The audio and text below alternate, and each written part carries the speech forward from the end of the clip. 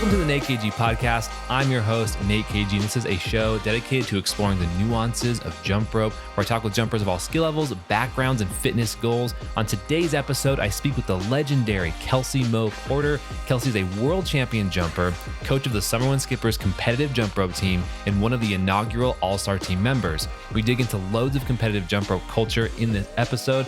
Everyone's going to be able to take away some great wisdom from our chat, and especially current competitive team coaches as well as athletes. We talk about the golden age of competition, the very first all-star team, performing on America's Got Talent, training to win a world championship, keeping athletes engaged during the pandemic, the making of Reisig's Jumptown, and so much more. We really go over a lot of stuff in this episode. You do not want to miss the show notes because they are packed full of videos that we reference during our conversation. You can check that out over at natekg.com. Seriously, do yourself a favor and go watch those videos. And if you're a returning listener, I'd really appreciate it if you could leave a quick review for the show. It seriously does help a lot. Okay, it's time to get started. Please enjoy my conversation with Kelsy Moe Porter. Kelsy, welcome to the podcast. It is really awesome to have you on today. Thank you so much. I'm excited.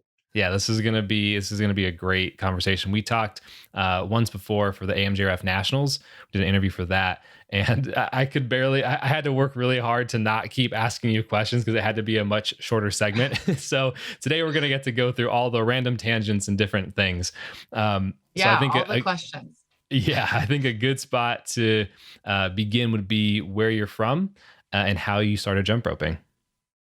I am from Boise, Idaho, and I actually started jump roping in the Seattle area. And I started on a club there, and it was run by Stacy Jackson, who was like my first jump rope role model. And she was on the Skippers. And it was just like a little club team, and we ended up moving away like a year later, and I had just been asked to be on the Skippers, and I was so excited and pumped about it. And then we moved to Boise. So I was very, very sad. And I thought, no way there's going to be jump rope team like somewhere else or whatever. And then my mom happened to see this team performing in a parade and like got the contact information. And then it was like a really weird tangent because it was not even the Summerwind Skippers that were in this parade. It was like some other random little group. Really? But somehow got the name of Karen Hay, the coach of the team, that had like just started as a team and not a club that very summer. So found the Summerwind Skippers, and they were like less than a mile away than where we live. And I just kept jumping. Wow, that was some really good serendipity that they were just like right there. Because so for context, because there are a good amount of non-competitive jump ropers that do listen to this podcast. When you first started jumping, what did the landscape of competitive teams look like compared to today in terms of size of teams and volume of teams in the U.S.? Yeah. So my first national tournament was in 1997, which was the second year of the national tournament. And oh my gosh, the teams, I don't know a count on the teams, but probably like maybe 20 to 25. Total. Wow. We could all sit in the Beauty and the Beast theater at MGM Theater, is what it was called at the time. And our competition only lasts like a half a day for 2 days. And then we had like the grand national competition, which really wasn't even that. It was just the age division competition. So it was small, it was small, and it didn't last nearly as long as it does now with the amount of teams that there are and the size of the teams. But there is so much that I want to unpack there. I think let's kind of jump ahead a little bit to one of your favorite competition seasons, because the way I kind of see it, as someone who started jumping a little bit later, I feel like you were in like that golden age of jump rope, like where there was like, I feel like that too. Yeah. Okay, cool. So I like, that was an amazing time to be like really in the sport. I'd like to kind of contrast that second nationals with kind of your favorite competitive season and what that looked like. Okay. So I would have to say it was probably in 2006. We had our very best national tournament. The Summerwind Skippers took almost every national title, all, for the Wow.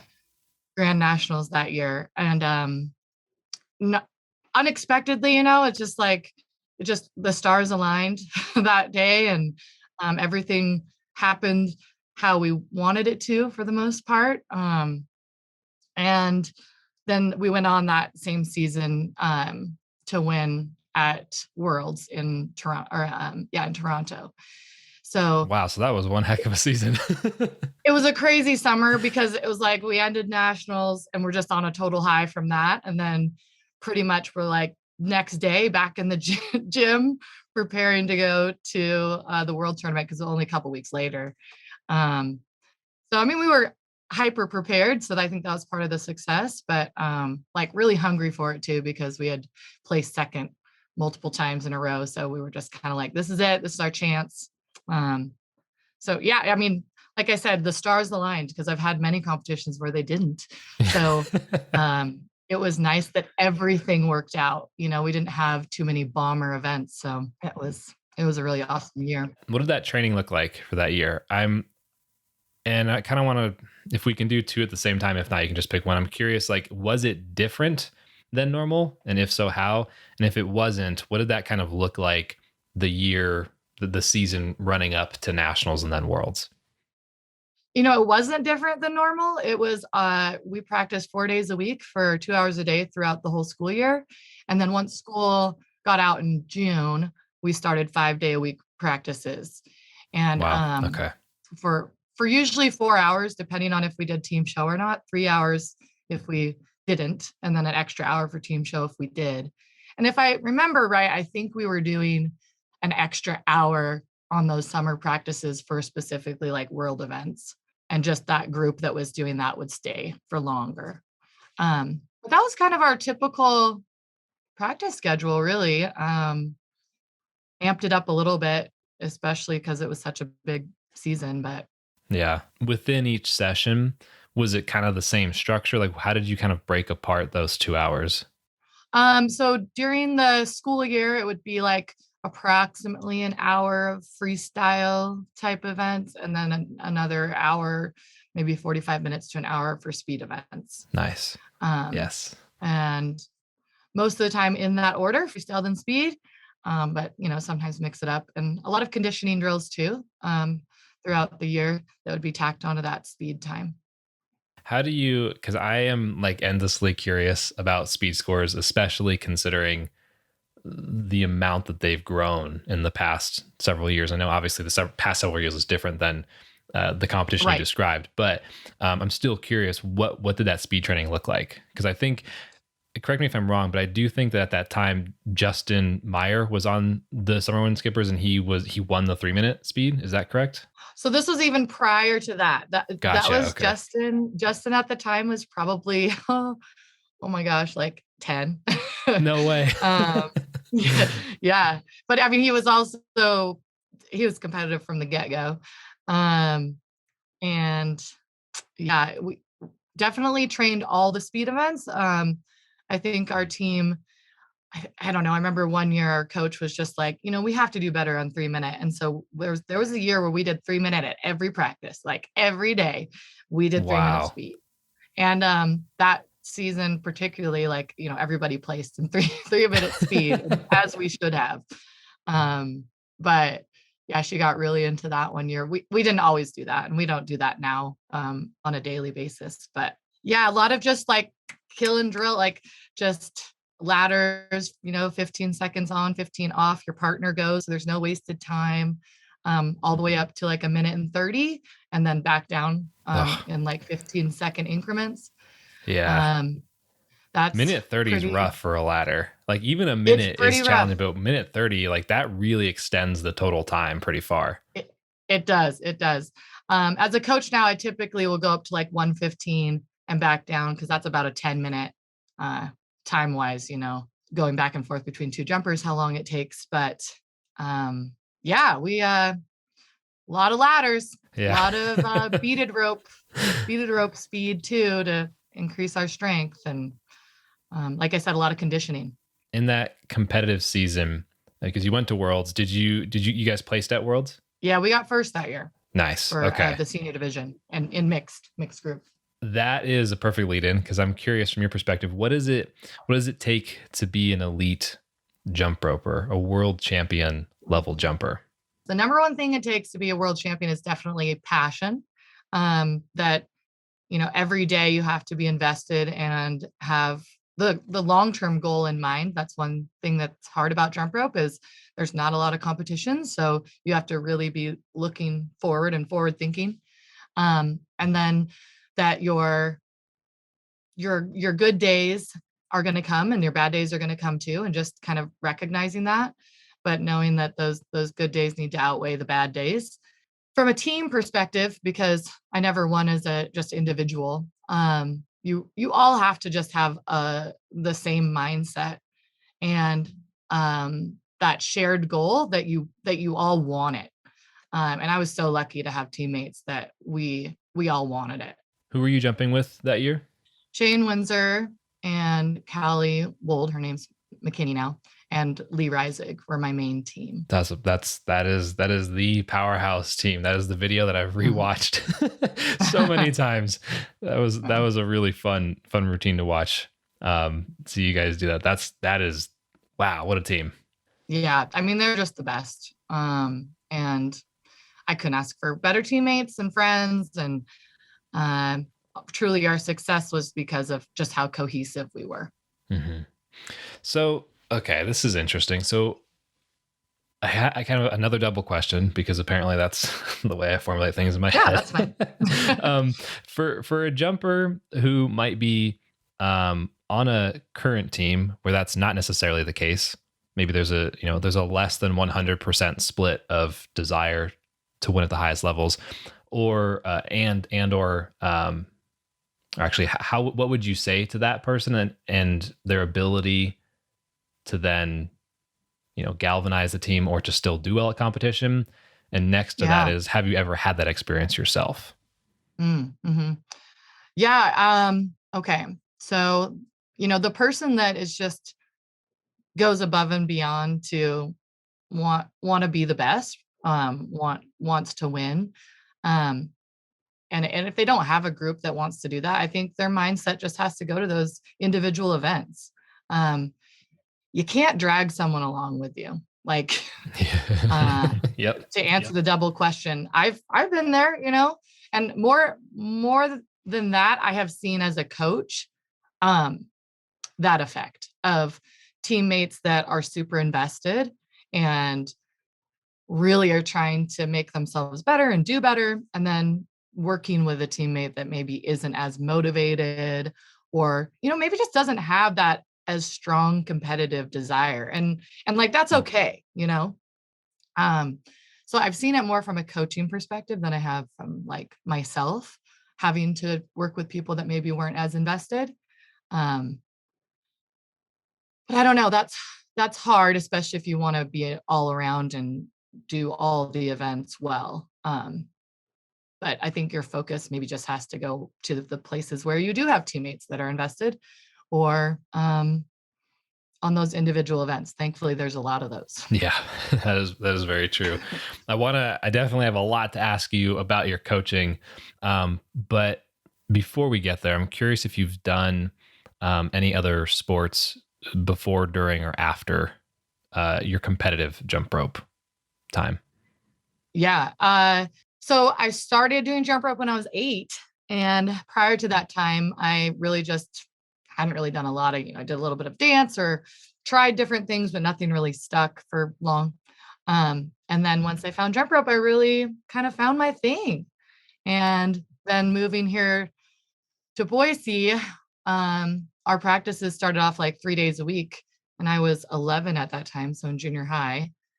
And I just didn't really have time for anything else because it was always after school, like every sport was. And our coach was really big on like, you have a commitment and you've made the commitment to this. So, if you can find something that works around it, fine. But if you can't, then this is where you committed to be. Were there limits? Did your coach put limits on what like how much you could compete based on how often you showed up, or was it just kind of all or nothing, or what did that look like? It was like expected. If you were on the team, you were expected to be at practice every day, you know, unless you're ill. But and if you are trying to do another sport, then it should work around what you're doing. And of course, nothing really worked around that time because our Yeah. practice was, Yeah. 4 to 6 o'clock at night. So yeah, that's all the sport times, Yeah. Yeah. So it was kind of like jump rope or not jump rope. That's fair. I mean, that would explain why so many champions have come out of that team. I mean, the Summerwind Skippers is a force, you know? Well, thank you. And it really was that expectation. That's kind of the expectation I've continued. And I just have found that the kids who are in jump rope, like they're okay with that commitment. They know like, yeah, this is what I want to do. This is where I want to be. Yeah. And if they are involved in other sports or were, the ones that stick around, they're okay with it being like, yeah, I jump rope now. Yeah. That makes sense. That can be a very challenging position to be in, especially like I've known like when I was in high school and college admissions are coming around, it's a very real thing to have to decide between jump rope and something you really, really enjoy and love, and a sport Yep. that you're also good at and can use for scholarships and can transition that way. And it can be a very fun option to think about being on a sports team in college. And that Totally. can be really, really challenging. Absolutely. And, you know, it's just a hard decision to make, especially if you have a lot of talents. And um, I know there's other teams that don't practice as much or, the commitment's not the same. And I think maybe there's a little more balance there. But it's just kind of what worked in the past. And so I've just kept it going. I do have a little more leniency with like fall sports because we're just starting up. For the kids that want to be there, like I said, they just want to be there. That's cool. Before we move on to coaching, there's one, well, I'm sure I'm going to ping to other things later, but for right now, there's only one other question I have related to your career as a competitive athlete. When it came time for college, because we're kind of on that subject, Yeah. what was that transition like for you? Mhm. And what takeaways from, being a high school jumper to college would you pass on to other jumpers who might be in that situation now? Okay. So when I graduated in 2002, it was kind of a thing where at that time, not a lot of people were jumping in college. Like you graduated, you went off to college and like That was you were it. kind of done with jump rope, Yeah. So I didn't have a lot of people that were still doing it. There's just like a couple of people. And um, I just kind of took that route too. I graduated, I went to college, I went out of state, and I just, thought, okay, well, I love jump rope still, but it's not really something I can keep doing, especially coming from our practice schedules and stuff. And then when I was a freshman, one of my teammates like kind of quit mid-season. And so my coach was like, hey, can you fill in for these events? And I said yes. And, I did those events and it was fun still. Like I still liked jump rope a lot. And then I ended up at that same time, like there was a world tournament that was coming up in 2004 and it was in Australia. And I was really interested in going and like made the decision to kind of come back to Boise to go to school. So a large part, and so I could keep jumping. So for people that are going off to college, I think it's really cool that there's more like college clubs or groups or teams that have happened. I think that's amazing and a really cool way to keep involved in the sport. But without that, or without there being like a home team that you could join in on their practices or staying in your hometown, it's hard to jump on your own. Yeah. Did you have because when you came back, you were in Boise, was there a period after that where you did find yourself doing like significantly less jumping? Because you get into the work world, jumpers, previous competitive jumpers get into the work world and everything Yeah. changes. And then at least I personally, I've experienced when I've been in a position where I haven't been jumping a lot because work happens. And then I look at my skills and I'm like, man, I really could do a lot of different stuff that is not feeling good and I'm not completing anymore. I don't know if you've ever Yeah. been in that type of a position. Have you? Oh my gosh, yes, of course. I mean, especially now, I don't jump a lot anymore, like I do it a lot like when I'm doing my workouts or it's like always my warm up because I just kind of work out here at home. But at that time, especially transitioning between jumping all the time to going to college, yeah, that first year was rough. And coming back into it and competing and everything was a little bit of a mindset set shift because I was like, whoa, I'm not as well practiced and having a little grace with myself. It's hard. It's hard because like you're so used to working all the time, and then because you're working all the time, you can take a week or two off and it feels like forever, and but you can come back to it pretty quickly. But then you go you go start studying and you're in the gym. At least I was in the gym a very, very small amount, but you're still trying to do the same skills. Yes. And it doesn't really add up. No, it doesn't. And it hurts real bad. And it's yeah, need to warm up a lot more. Yeah, it was hard at first, that transition. And then coming back and really deciding like, hey, I have my mindset to wanting to compete again and just really putting that and school like as top priorities. And I did that through college. I really did. And I had my best years of jumping when I was in college. That's awesome. What did you study in college? I'm a PE teacher, so I studied kinesiology and education emphasis. I definitely was led to my career like through jump rope, like straight up. Didn't know what I wanted to do. And then my second year of college, I was like, man, I should be a teacher. I love working with the kids, like through jump rope programs and clubs. And it just like clicked one day. And I'm so passionate about physical activity.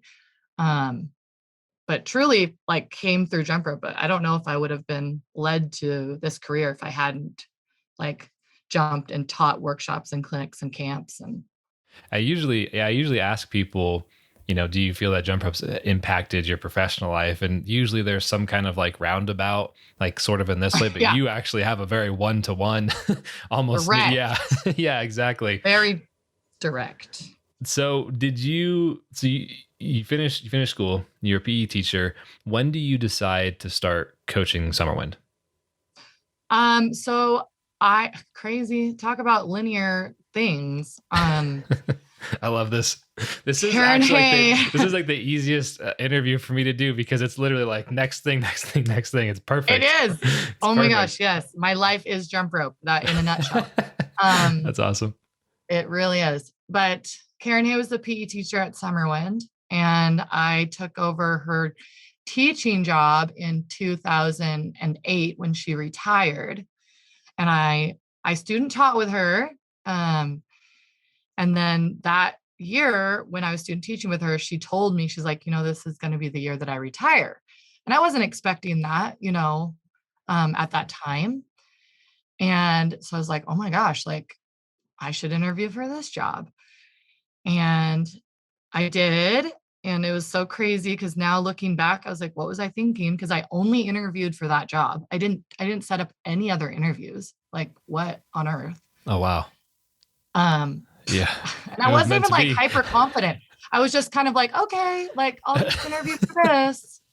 And now I was just thinking, what was I doing? Like, I don't know, whatever. I feel like it's because like, when you've been around Karen Hay for so long at that point, I don't think people fully, if you're not on a competitive team, you don't fully understand how it's like, it's not just like a coach that you have. No. Like this person is like a mom, as much a part of your life as any other family member, because you are there so much. And so for her to be leaving that position, obviously I don't know, but I would imagine in some respect somewhere it's like, oh, well, this is so familiar to me. Like, of course this will work out. Or like, of course this will be like this spot that I was just like, yeah, I'm sure it will be fine. And I got the job clearly, but then she ended up at that time, it wasn't like, oh, she's going to stop coaching. She coached for 2 more years. And during that time, I was just figuring out how to be a teacher and surviving. And then on Wednesdays, when we do our jump rope club, I started taking over that. So that was kind of my segue. And then after 2 years, it's just wild to think about her doing that, like in the middle of the day, essentially driving over to the school to coach. That was a lot. Middle of the day was when you had practice? Well, just for her, like in her life, to at 4:00, like Oh, kind of put gotcha. everything down and Gotcha, then yeah. just be like, what a commitment for 4 days a week. And you're trying to be like retired. And Oh, so she have kept your going own after. life. Yeah. Wow. Yeah. That So is she a retired very, and still coached for 2 years. Just that's really awesome. crazy. Yeah, That's really it's awesome. amazing.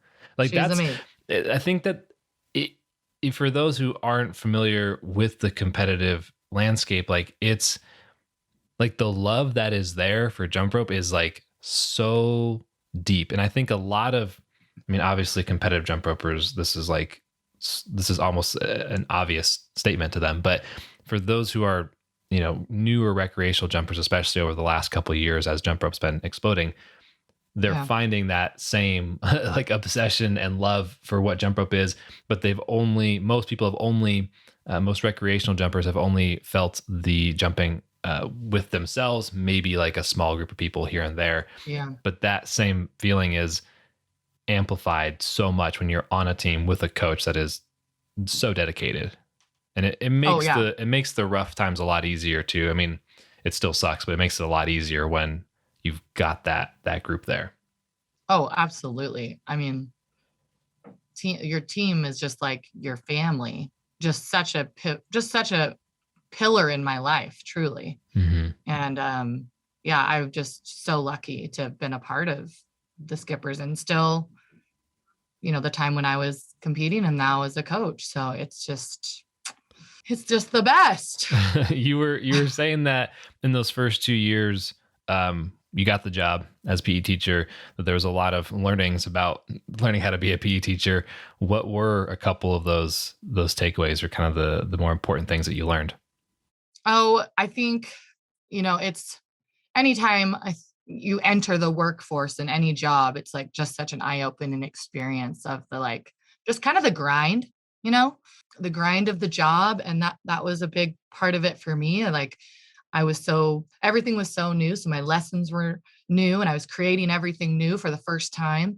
And it was just exhausting. And I would get through a week and I'd be like, okay, that was great. Like, definitely nailed this. Definitely need to work on that.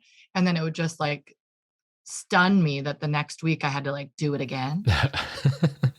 That's kind of an interesting thing to hear you say, because as someone who's, world champion, you've competed at the highest level, like that sounds like you would be very comfortable showing up the next week and just putting it all on the table. But it's different when you have a job versus an athletic endeavor. Totally. And a job where it's like kids are relying on you and depending on you and you're in charge of them. And so it was just is that first year, every teacher will tell you it's just hard. It's just really hard. It's rewarding. It's fun. But it is just so exhausting. And even now being, teaching for this is my 14th year, I'm still just as tired. I'm still just as exhausted. So it's the name of the game. But so when did Karen Hay decide to stop coaching the team? And what was that first year like when you started coaching them? So she decided her last kind of big hoorah was in 2010 at the World Tournament in England. She was like the head coach for Team USA. So I think that was a really cool. Oh, wow. That's awesome. Kind of final thing for her. So that year at Nationals was when she actually told me that she was going to pass the baton and was hoping to pass it to me and Shane Windsor. And so that first year in 2010, 2011, we coached together. Wow. That's really cool. Yeah. coaching with Shane, that you two must have been, I mean, I know you were still around, you're still on the team, but you two coaching must have been quite the force. Did you adopt pretty much the same principles? Did you change anything? What was that like? Oh, we figured what Karen Hay was doing was working. So Gotcha. we stuck to it pretty hard. Not a lot of new stuff, especially that first year. It's kind of like teaching your first year. It's hold on and figure stuff out. But yeah, that was a big year. And at that time too, in the spring of 2011 was when we were on America's Got Talent. So it was a crazy year because I was still a new teacher. So I was learning a lot there. And then I, of course, was a new coach, and then competing on the show was a big time commitment. So yeah, it was a lot. It was a lot at that time, but it was all like a lot to balance out. It what was America's Got Talent? You said, yeah. What was that like?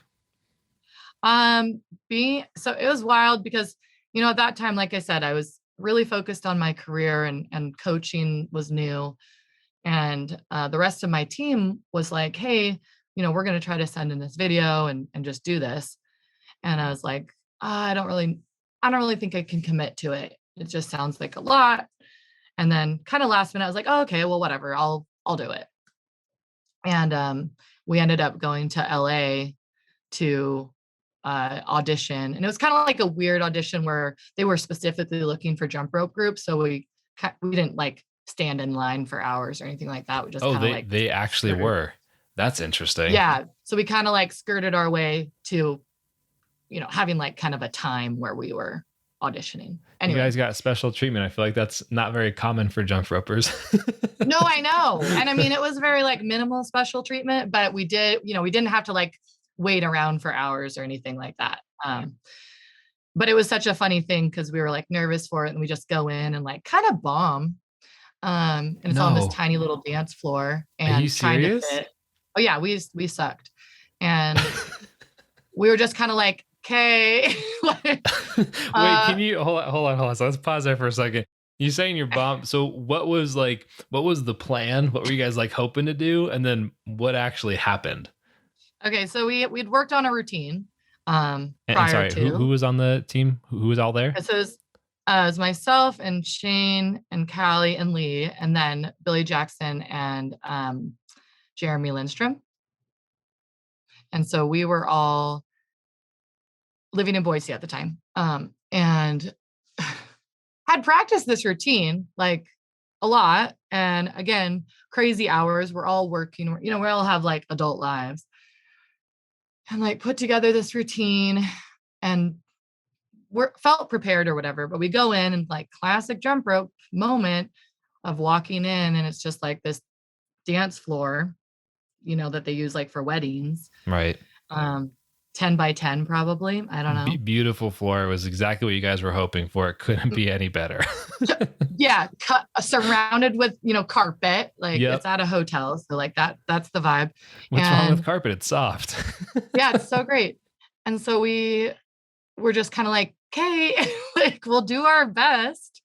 And I remember the first part of it, like the way we were formatted was like there was a double dutch and then like some single rope on the side, and we kind of like all did single rope at one point. So I'm like trying to do like a buddy bounce on the carpet at one point, and it's just like, of course, it's not happening. Flying up and hitting me, and I'm just like, this is a nightmare. But it was all over, and like they were just kind of like, oh, okay, cool. Like that was great, guys. And so I don't know. I think it was truly more of a formality, because I think, like I said, I think they're really looking for jump rope and wanted it, and had seen our videos where we didn't suck. Oh, okay. So they were just trying to make sure that you guys were legit, and then they were gonna put you on the better stage later. I think so. I think they were just kind of like, okay, this will work type thing. But it was just kind of a wild and crazy time. Yeah. From there, we just like went on to the next like real audition or whatever they were called. I don't even remember. And we went to Atlanta and performed there. And that was like the first time in front of the judges. And the really thing that sticks out was like, we were prepared again. Great. Loved our routine. Everything was good. We were like waiting kind of in the holding area, and the performers were on before us, and we hear like the buzzers. Oh no. And that was the first time I was like, oh yeah, like we could get buzzed. Like they might not like us. We're used to performing for people who like us. Or at least people who can't It hits you with a red X in the middle of it. Exactly. Or at least, they're like at a basketball game and they're like, yay, whatever. Not booing. So that kind of hit right before we stepped on the stage. that is yep, something you're not it's funny because it's funny you mentioned that, because I haven't really thought about that either. Like in all of jump rope, the worst case scenario is you get a completely silent crowd or something like that. Like they're just quiet and you're like, yeah, whatever. Like, yeah. Or but they still like politely clap. Yeah. Yeah. The polite clap. Or like you've still got music going. So like at least there's some type of like energy or rhythm. I feel like sometimes even with a non-enthusiastic crowd, it can still be easier without music, because if you just like jump slowly and do a couple cross and whip out like a TJ or like a backflip, like you're almost guaranteed to get the energy up. Yeah, somebody's gonna like it. Did that like completely throw you off? No, it was like it just like you just realized where you were basically. Yeah, and it was the group before us that got buzzed, that it like hit me that we could. And that was more mentally like, oh, okay. Like, to be honest, I really hadn't watched the show that much. I mean, I understood how it worked, but I just didn't, I don't know. It didn't hit me until like minutes before we were going on stage. And then I was like, oh yeah. Did you ever stop? Like, were you nervous for that performance? And like, have you always been nervous for performances, or have you kind of gotten over that from doing so many? Oh my gosh, I still get nervous for a performance. And like, I'm on the MC side of it now. Like, I don't really jump much jumping, performances. But like, even just being like behind the microphone, I still get like nervous. I'm like kind of nervous for the kids, I want them to do well. But honestly, like once it starts, it's fine. It's just like the lead up to it that makes me nervous. But once it all begins, it's all good. And even with those routines, that was mostly how it went. And then there would be parts where, the sketchy parts where I'd get nervous. Sketchy. Could you please describe like one or whatever comes to mind of some sketchy moments? Because being on the team that you were on, I would imagine that there were several. I think probably the most iconic is probably the one from the Jump documentary, where they use, I believe it was Shane doing a backflip. Yeah, Shane falls on his head like a melon. Yeah. Like a melon. Yeah, I hate that thing. They were doing a thing, that particular routine, they were doing a thing where like Lee was kind of like, had his leg out in a lunge almost. And then Shane would like use it to like backflip parkour off of. And it was always a little scary, but that particular time, Lee's shorts were like slippery, so he just like didn't get good purchase. Ooh. And yeah, that's bad. Fell on his head. Was that a moment where you're like, I'm really sorry that you're hurting right now, but also I told you so? Or was it just like, this really sucks? It was just like, this really sucks, and I like hope you're okay, but also don't do it again. Like, I hate, like, let's not do that anymore, please. Like, let's axe that. It always made me nervous. And then I don't know, like as far as in those America's Got Talent routines, like the fire ropes were, I don't know why this is surprising to me, but like I just had no idea how scary they were going to be. Yeah. And they look so much more tame on a video.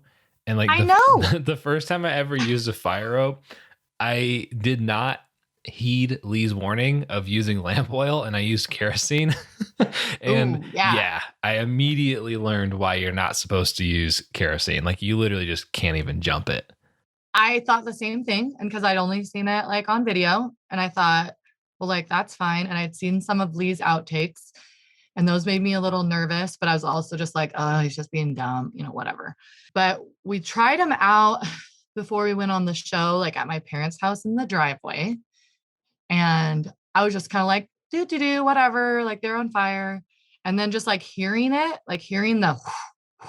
Oh my gosh. Isn't that like the coolest sound?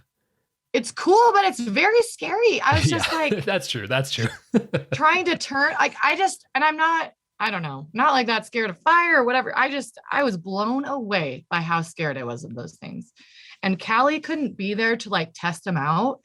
And Oh so the no. first time she used them, we had to like do it in front of production.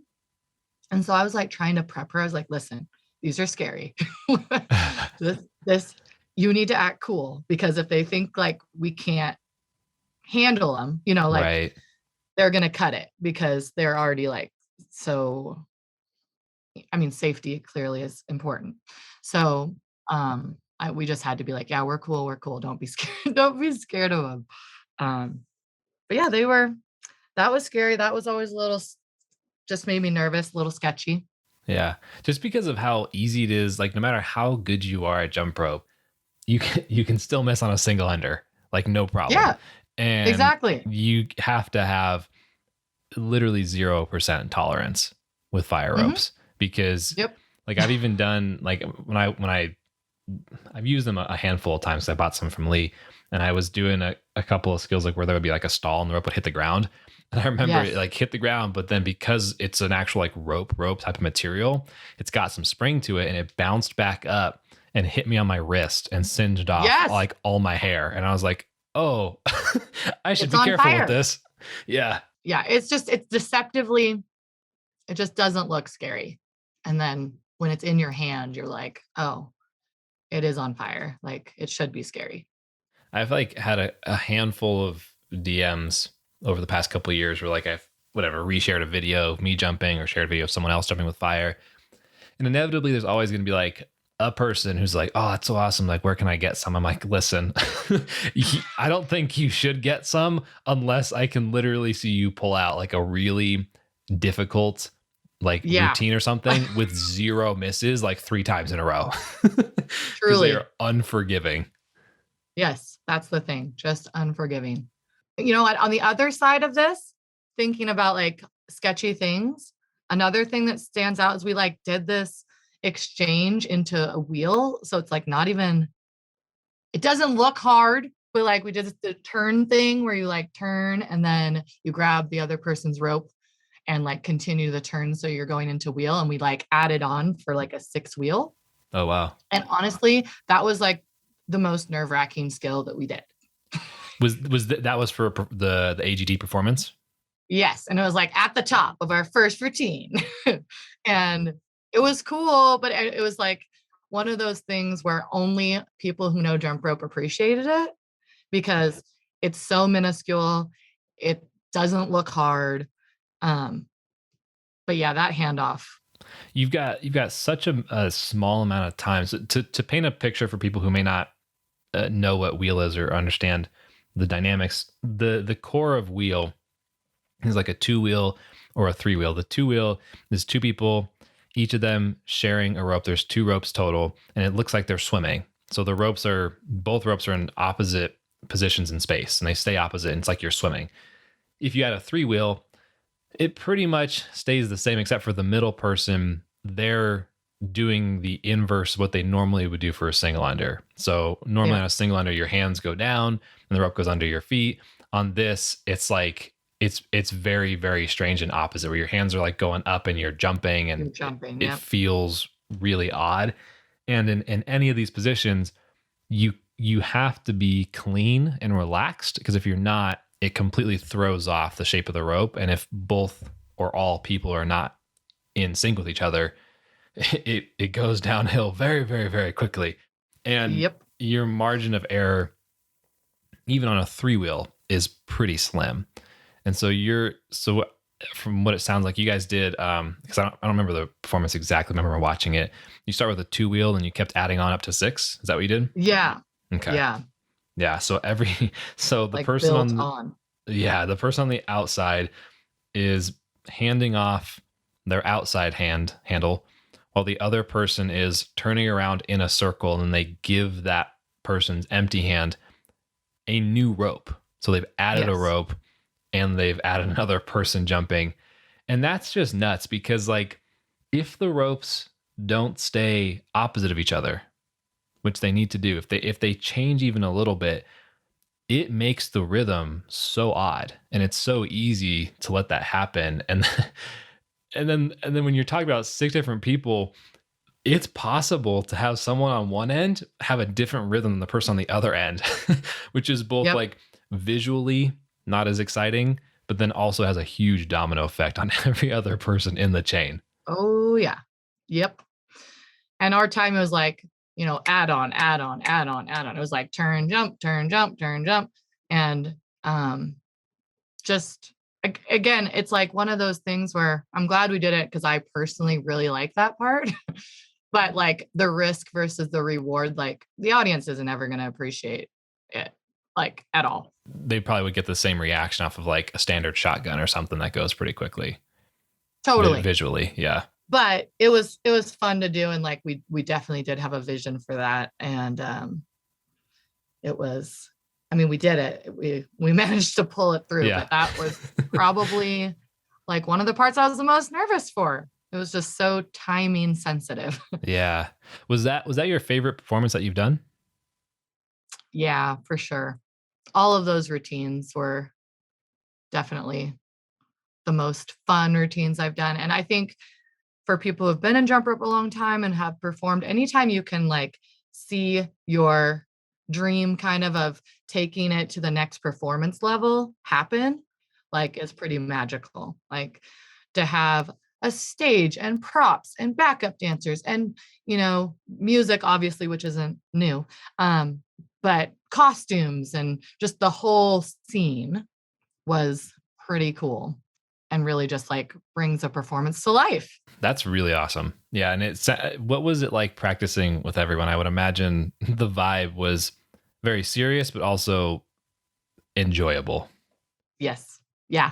I mean, it was the best. I mean, we went through everything, like we would have some really intense practices where maybe we were a little mad at each other and maybe, a little frustrated. And then other practices that like everything gelled so well and it was just like coming together and felt so good. And then other practices where we were just like pretty much goofing off the whole time and not getting anything done. But just like having the friendship that we have and wanting to like be together and again having that common goal, that's just like can't really beat it. That's an amazing experience. I want to transition over to coaching.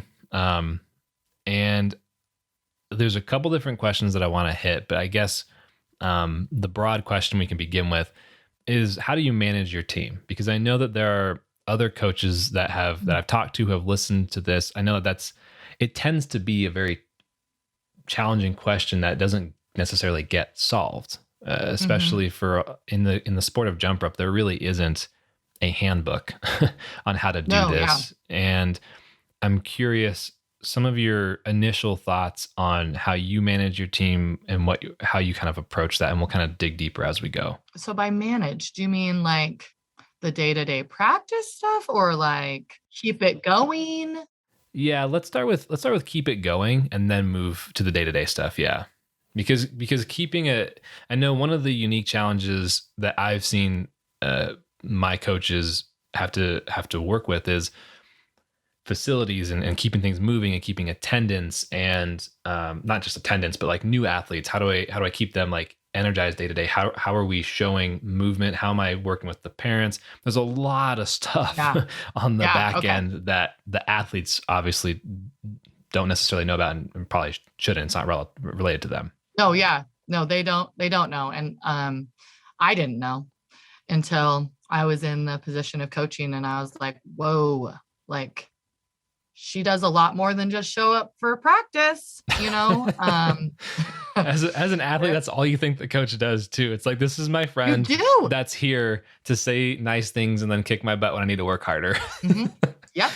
And I think I really had an appreciation for Karen Hay. Like I really did. And I understood that she worked hard and like wanted the best for us and was just like a great coach. But I had no idea all the stuff she was doing all the time to just like keep the team going. So biggest part for just like managing a team is of course keep it growing and going. So I'm lucky because as a PE teacher, I can have a jump rope club at school. And that is truly my number one feeder for kids that are coming on to the team. And then through performances like assemblies and things like that, and just like community knowledge of the Summerwind Skippers, I will get other kids that come in from other places too, that have just heard about the team and are interested. So that's kind of how I keep it going. The last couple of years have been hard. What does the feeder program look like? Does a kid that, or a couple kids that you see, do they just come to practice? Is there a process? What does that look like? So during the school year, I'll run a jump rope club. And then during that once a week jump rope club, which is taught by the Summerwind Skippers, so kind of a twofold thing where they get to have that experience of like teaching the next generation. And then the kids involved are like, oh, like these are what the Summerwind Skippers are and who they are and what they do. Like, I want to be like them. And I just kind of have my eye out for students, especially my own students that I think would be a good fit. And then I'll reach out to parents and kind of put a little bug in their ear. And then I'll do a formal tryout in like the springtime. And the tryout is truly a formality because if the kids are coming to the tryout, I've already told the parents about like what's expected as far as practices, financial, the commitment that is involved, and how long the season is and everything else. And I kind of just say like, I don't want your kid trying out unless you're like, okay with these stipulations. So then we do the tryout. And then in the following fall, when the season starts after summer, I'll have those new kids come on. And then I usually give them like a 2-week period that they can back out if they want to. Gotcha. Okay. And I allow that because once like school starts and they are doing their like normal life with jump rope practice 4 days a week, I'd rather know in the first 2 weeks that it's too much than in like 2 months. Yeah. Yeah. Once you put them on teams and they're practicing with double dutches and Right. And we're getting into group events and I really try to hammer that home. I'm like, yes, like this is a team sport. So like you are needed and I don't have a replacement, I don't have anybody else.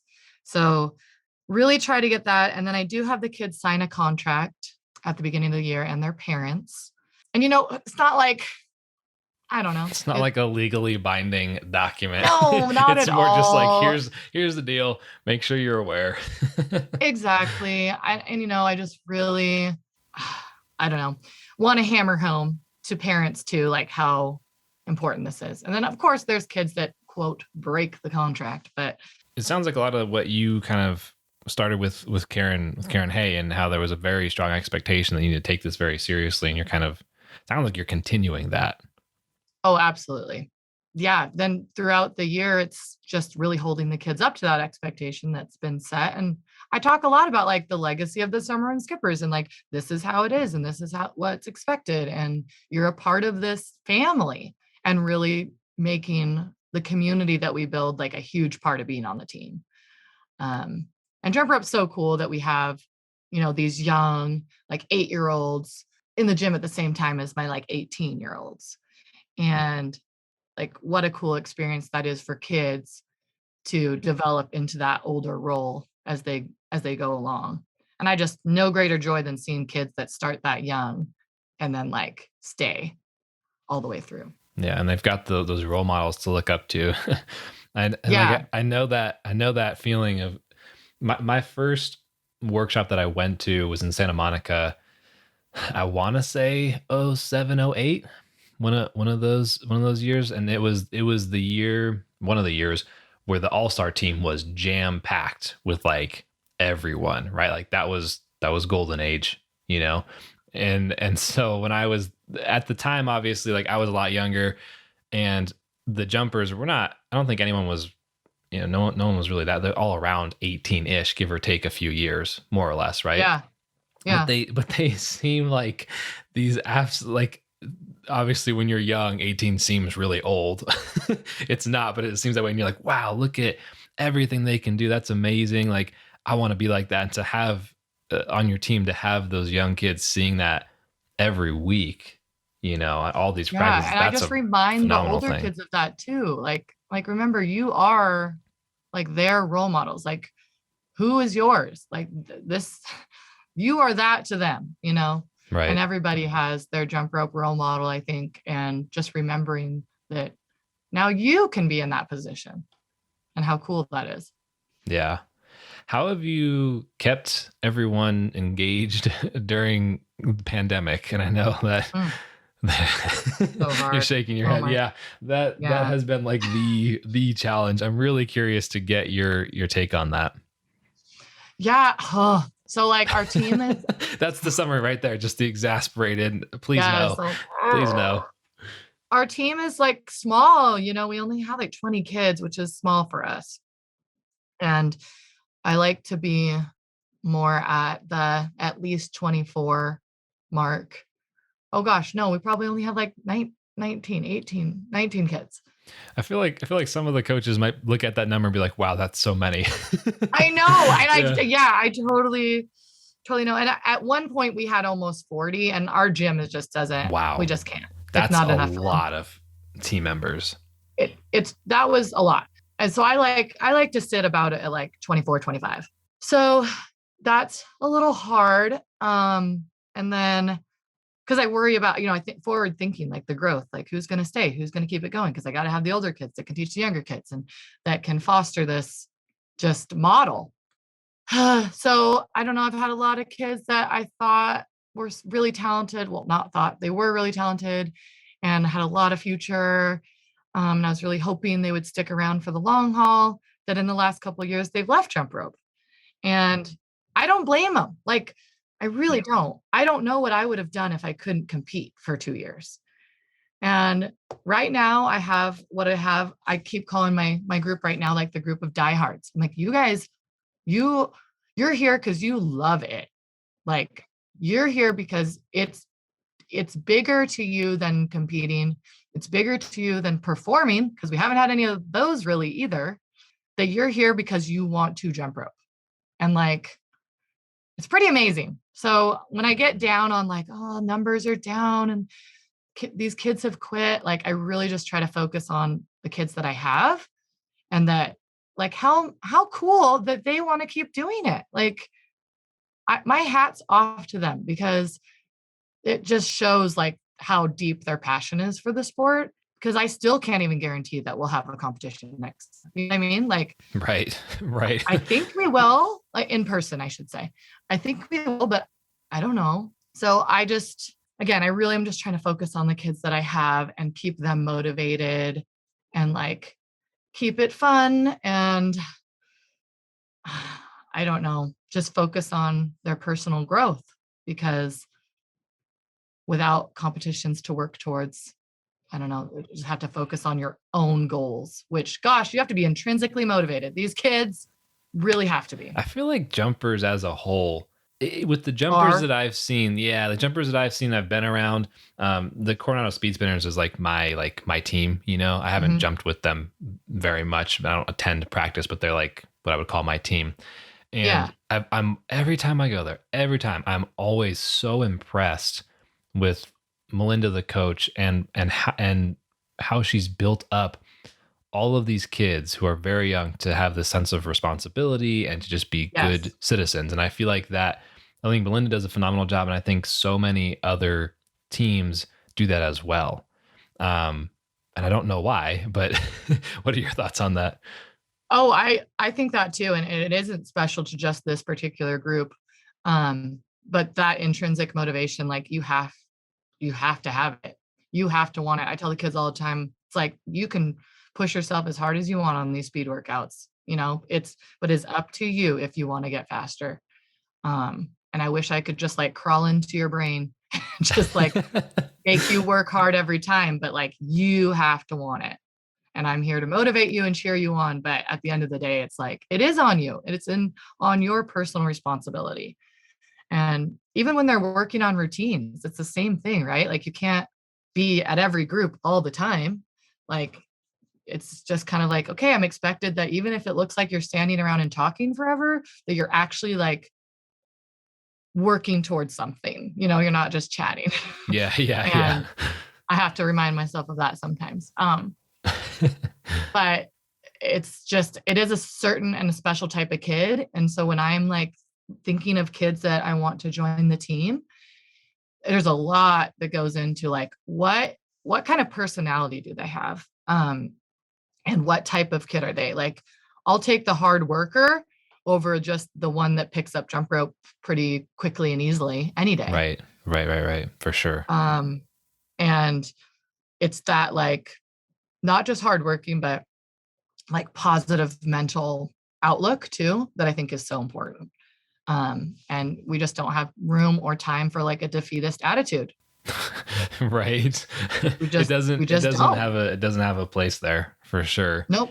And it doesn't really anywhere, but it's just like, we That's really fair. don't have, we don't have a spot for it in practice for sure. It's just, especially those new, my youngest ones coming on, I really look for that, like being able to persevere and just kind of have that motivation that's like, no, I want to get better because it feels good to get better. It feels good to learn things. And it's been interesting, like as you're describing that, it's interesting to think about the past couple of years in terms of the recreational adult jumper space. Yeah. And how so many people have picked up jumping. And everything that you just described, I see that in adults who pick it up as well. Right. And adults, meaning 20 years old or later, in relative to the competitive world.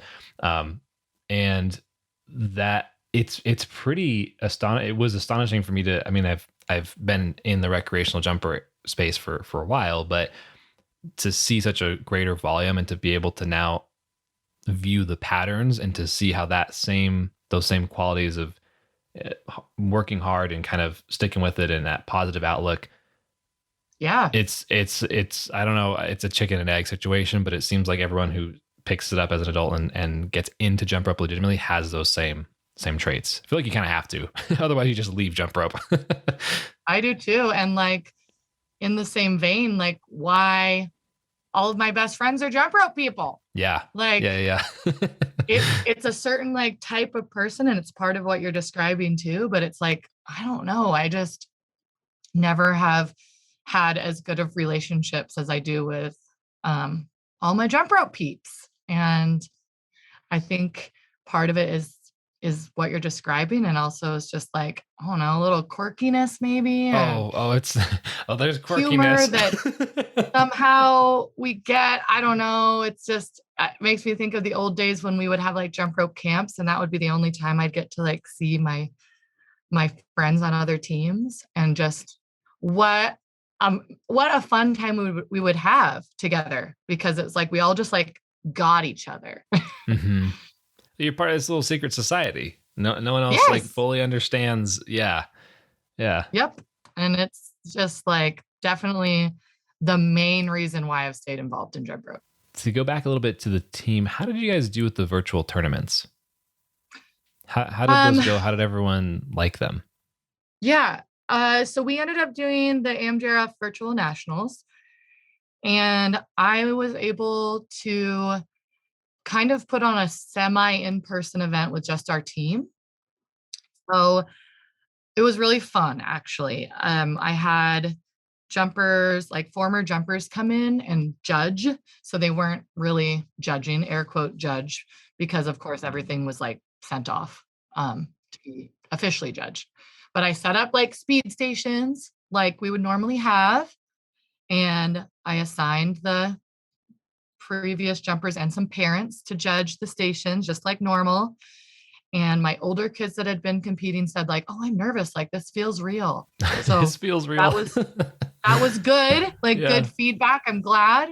And then it was pretty fun for the freestyle events, because I set up like a judging table, and then we just did like kind of gymnastics scoring, or I don't know what other sports do this, like where you hold up the number, Oh yeah, like diving. Yeah. So they would hold up the number at the end, like for overall. I had like a presentation table and a difficulty table, and they would score by like holding up their score. That's awesome. Wow. That's a great way to keep them engaged and happy, because that's jumping by yourself is it's like it's almost not even the same sport. Yeah. And not getting together with the team and stuff. And thankfully having routines with music was like really helpful too.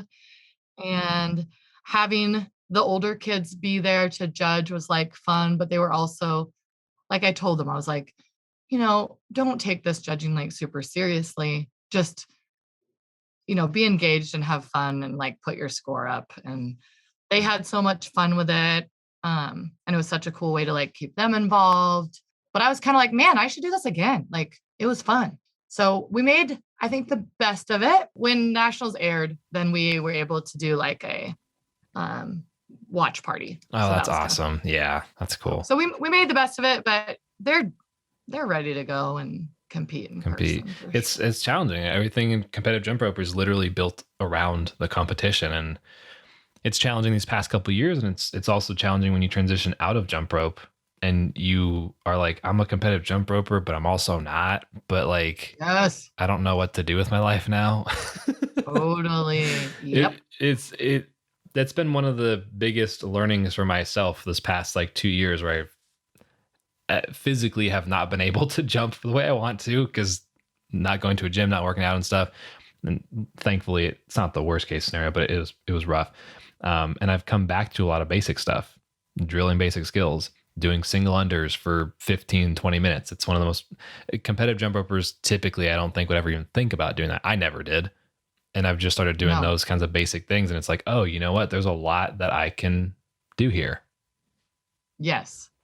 And it is kind of like shifting that mindset of like, what am I going to do now? I really relate to that because I'm a competitive person. And as my husband likes to remind me, I'll make everything a little competitive. That's awesome. So then what was that? I mean, that sounds terrible for you to be in a position where everything that was competitive was just, and now it's gone. It's like, what's the, like, I would imagine you'd be at a position where it's like, what's the point of this now? I know. I so much of it is like, it's with myself, you know? Yeah. Like, yeah, it's so much just with myself. And when I'm playing even like a card game, like I get competitive, I want to win, but it's not like in a malicious or vicious way. It's just like, I want to win because like, I want to do the best for myself. And being married to somebody who is like the total polar opposite, is a good balance probably for us. But yeah, I've just trying to find things that kind of scratch that competitive itch, because it is for me a physical thing. Like I want to do something physical that's competitive, cooler, harder, faster, stronger, that kind of stuff. Just like working towards a goal like that. Yes, is so big to me. So that's been a huge mental block for myself as well. Not being able to do skills that are harder, not being able to hit scores that are faster, not having fun with the process that I used to enjoy. All of that has been like, wow, I really need to uproot this and figure out a different definition of what jumping rope is now, because it's not the same as go to practice and do a really hard routine. Like I can't, okay, yeah, you could carve out 2 hours, 3 to 4 times a week, but like that's almost impossible to do when you get older. And then older meaning like past 20, not competitive. And then it's just not as fun either. Like I like the team aspect of it a lot, and that when that's missing. So I don't know. In recent years, I've like gotten into running, or, things that I'm like training for and working towards. And that really does keep me motivated. I think it's just growing up and always having like that goal that you're working towards.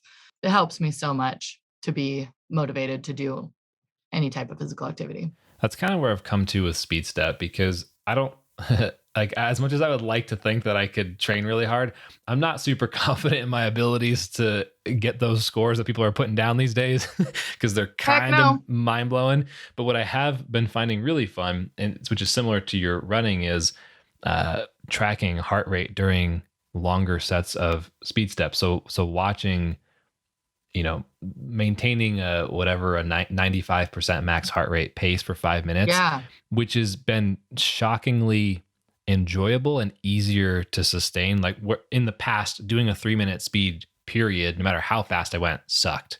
And now doing 5 minutes and trying to keep that number there has been interesting. And then with that comes a lot of other ways to progress, like you're saying, where you can I have a faster pace at the same heart rate over time? Can I how high or how quick can my pace be with speed at the end of a 5-minute run, like all these different things that you can start to play around with.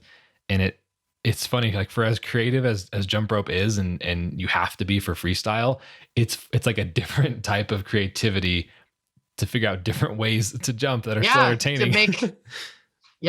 To make speed like entertaining and fun. We've been chatting for over an hour, and this has been genuinely amazing to chop it up with you. I do want to be respectful of your time. I have one last question technically two last questions, but one main question before we get to the last question. Because you've been jumping, you have an awesome history in jump rope, and I'm curious, what are the main points that kind of stick out of the biggest things you've seen grow or change over the years? This could be multiple things. It could be one thing, however you want to take it. Yeah. I think I'll take it through the kind of two main parts of jump rope as far as competitive jump rope with speed and freestyle. Just first of all, with speed, the growth, the continued growth with speed scores over the last, especially like 5 years. Yeah. Is just mind blowing to me, especially as someone who, when we, first started and we had our little licorice ropes, we weren't even using wire ropes. Yep. And I remember one of my teammates like got 70 jumps in 30 seconds. And I was just like, we were all just like shocked, That's so like, awesome. Oh my gosh, Brian is so fast. He is like, it is amazing. And just to think, hitting over 100 in 30 seconds is just, it's mind blowing to me. So that in and of itself is just like, wow. And the last time we did a WJR tournament in Florida, in 2018, like that was my big takeaway when I came back to the whole team. I was like, you guys, single rope speed, like, wow. we have some work to do. So and I'm just like, where is the ceiling? I don't know. So it's pretty impressive. I feel like that's the big question right now with speed step, and I don't want to take us off track, but that's a whole other hour-long conversation. It is. I mean, it's wild. Yeah. So that's wild. Especially again, seeing where I came from the very early on days. And I remember like when people were getting 400 in 3 minutes, and that was like the number. Yeah. Yep. That was just like, no way. Even like a year or two ago, I thought 500 was the number. And like, oh, that guy's going for 600. I was like, what are you talking about? I didn't know 600 was the number now. What's going on? Yeah, it's so huge. It is wild. So yeah, that's a whole thing that I just never thought scores would be that high. And as far as with freestyle, I mean, it's kind of similar. Like I just think the things that people have come up with and what they're doing and how creative they are, like I jump rope for a long time, and there's just so many things that I never saw, never tried, never thought of, never heard of, that, every year at nationals or whatever tournament, I'd just be again blown away. Like, how did you come up with that? And I've never seen anything like that. And that is one of the things, as far as being a competitor, what kept me in it so long too. Like the creativity is endless, and it truly is. Like, yeah, it's infinite. My jumpers still come up with stuff. Yeah, it's infinite. Come up with things that I'm just like, oh my gosh, I've never thought about it that way. And sometimes it's something small or something big, but it's just so cool to see how things have progressed and people's creativity. It's amazing, some of the mind-blowing things that are being done now. Yeah. It makes me really excited for the future too. It's like, if we're at this point and the sport is still quite young, like where are we going to go? Like, what is this going to become? And it's pretty amazing. I would have never guessed. Well, it's been such a good chat. I do want to wrap up with the last main question of the podcast. which is, what is jump rope to you? Oh my gosh, what isn't jump rope to me? That's fair. I guess that's a better question to ask. No, I mean, truly jump rope has been just one of the biggest parts of my life and truly shaped who I am, what I do, how I look at the world. Even being a part, particularly of the Summerwind Skippers, has just been the most meaningful thing that's happened. And, I have husband and a family, and it's just, obviously those are the big pillar of my life as well, but it's like family and jump rope side by side. And jump rope is family. jump rope is family, and jump rope really has been everything for me. It's given me so many opportunities, of course, but has really just shaped who I am as a person. And I'm just so thankful that my mom made me go all those years ago. Shout out, Mom. Yeah, I mean, just she really saw something there that I didn't see at first, I think. And I don't know what I would do without it. All of this, so many things to still chat with you about. I feel like we're gonna have to do a round two at some point, because I feel like every competitive jump roper that's been in it for a while could literally talk endlessly about jump rope. Yeah, like I didn't even get into some of my favorite things. Like when you mentioned the All-Stars, I was like, oh my gosh, because I was a part of the inaugural All-Star team. And that experience was like so fun too. And at the time it was kind of like, oh yeah, we're all doing this thing. Like it's fun. And now looking back, I was like, dang, like that was so fun. Like that was so cool. And we got to do a lot of things together. And like it was such a good group. That first All-Star team, it was such a fun experience because we like came together to do the tryout. And first of all, like that was really fun. And it was new for everyone. So it was just kind of a learning experience. But I just remember having like so much fun and just being around all of these people. And we were all like so nervous. And like we had to do a little interview where we sat in a room and were asked questions. And then we're all like talking about it afterwards. And I remember too, we went for the tryout and like we were all randomly paired with people to like stay with, and they weren't from like our home team. And I was with Erica Zen, and she was like, I don't know, like 12 probably. Oh man, that's like, so young. She was so young, maybe 12, 13, I don't know. And I was like 21. And so it was just so funny thinking back to that time, and just what a fun experience it was just doing it and doing the tryout. And then not really knowing like, okay, we're the All-Star team. Like, what does that mean? And actually having a lot of fun experiences, like, and going and doing stuff and performing together. I think the most special part was like performing enough together that we had like a set, and we had a performance down, and it was good. It was. I'm going to link in the show notes for this episode. I'm going to link a couple of those that I've rewatched so many times. Like I almost broke YouTube how many times I watched it. Like it is, yeah, that was for sure the golden age. Up. Like I think it holds up. Oh, it absolutely does. It was fun, and it kind of makes me think about that same era. Is recently I rewatched with Lee and a bunch of other people Jumptown video. Have you seen that? I wanted to get into that so badly, but I wanted to talk about some other things first. But yes, Jumptown. Oh man, I can't. Okay. So when that came out, I like hit Leah up. I was like, Leah, I need a copy of this, man. Like a drug addict. And like I rewatched that so many times. Like that movie was like everything to me. Oh my gosh. I was living vicariously through it. So first of all, Lee is like a brother to me, and so when he's coming up with this thing and like doing this video and whatever, and he's like, can you be this part? And I was just kind of reluctantly like, yeah, whatever, okay. And just like he always had kooky ideas and things, and so at the time I gave him like no credit for this, none. And I was just like, this is so weird, this is just your weird thing.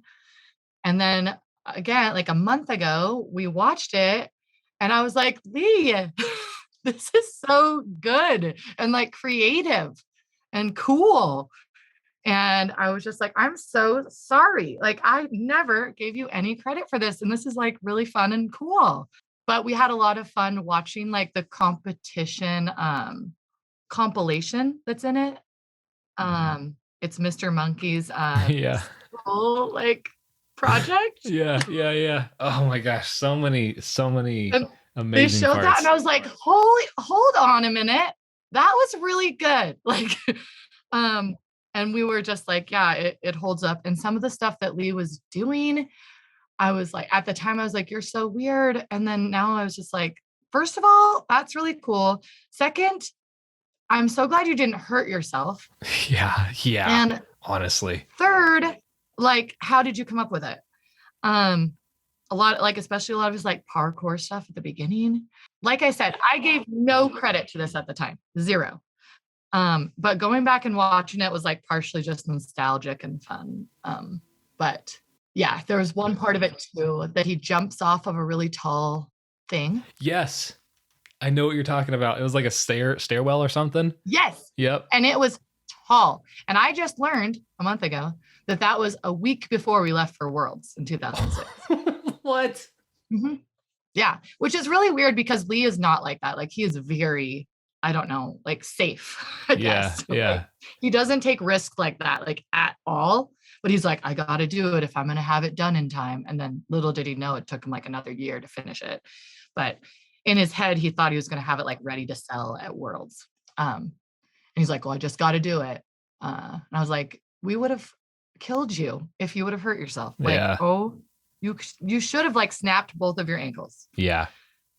That was a big, there were so many stick out points in that movie. And I think it's so funny how Shane was like an evil character and Yes! his like backstory of how he becomes like an evil speed demon, basically. It's so funny. And he goes out to if you haven't seen it, this is going to sound so strange, but it's awesome. He goes to a stoplight and every time it turns red, he stops. Every time it turns green, he does speed. Yeah, that was amazing. I mean, it's fun. It was pretty funny, but it was a good trip down memory lane and made me remember all those times.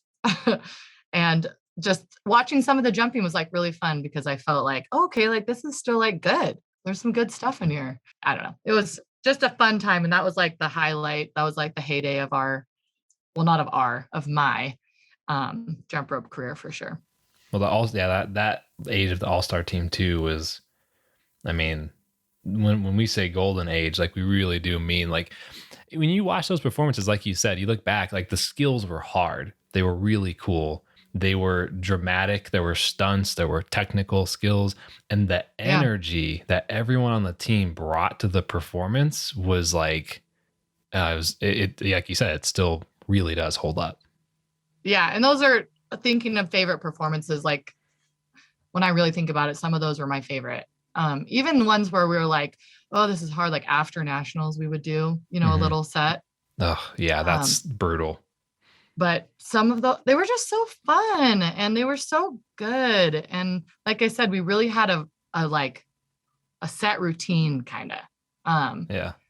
That and when we came together, I felt like we were a team. It wasn't like, oh, the Bouncing Bulldogs and the Summerwind Skippers and Razzmatazz. Like it was like everybody really was the all-star team.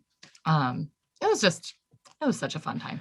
Last question I'm going to slip in here. Do you feel like it was a team because of the way everyone individually approached it? Was it because of the coaching structure? Was it because it was new? Like why do you think that it was like that? I think it was like that. And I don't know if maybe my experience was different too, because I did have my team. Like I had my the four of us main players together. So that was part of it, I know. But also I think it was because it was like new. And at that time, we really did get a lot of opportunities that all-star teams past that, didn't have as many times where they could get together like we did. Gotcha. Okay. So I think the time that we had was enough that we could feel cohesive and it wasn't scattered. And everybody was just like pumped about it. Yeah. We're just like excited to jump together. And it was talk about just like meshing together with people. It was so fun. Family. Family. Yep. Just like you've been saying. Jump rope family. It is. Well, I really do appreciate you taking all the time to chat with me on this podcast. So fun. It's been, oh man, you don't think you even know how amazing it is to hear about all these different things, and especially Jumptown and everything. I'm gonna go ahead and I'm gonna cut off our conversation because otherwise we're gonna just keep going for forever. I know. I mean, it makes my heart happy just to talk about jump rope. It really does, and things I haven't thought about in a while. And yeah, again, just why it's such a important part of my life. Yeah, absolutely. Well, I'm glad you've had fun. I've also definitely had a lot of fun. But I'll go ahead and close this one out, let you get back to everything you're doing today. And thank you again for being on. Yeah, thank you so much, Nate. Hey, real quick, before you go, I just wanted to say thanks for hanging out and listening to our conversation. Kelsy shared so much useful advice and some hilarious stories that absolutely made my day. If you know anyone that also might like this podcast, you should totally send it to them. I love having these conversations and I love spreading the culture of jump rope. And also, if you're not done yet, if you want more jump rope stuff, visit natekg.com/new. That's /NEW. That is a web page that has my most recent YouTube and Instagram posts. There's a quick form to sign up for my weekly email newsletter. New podcasts are linked there, etc. So definitely check that out if you want some more jump rope things. All right, that is it for today. I hope you have a great rest of your morning or evening, lunch, breakfast, dinner, whatever time it is for you right now. And I will see you on the next episode.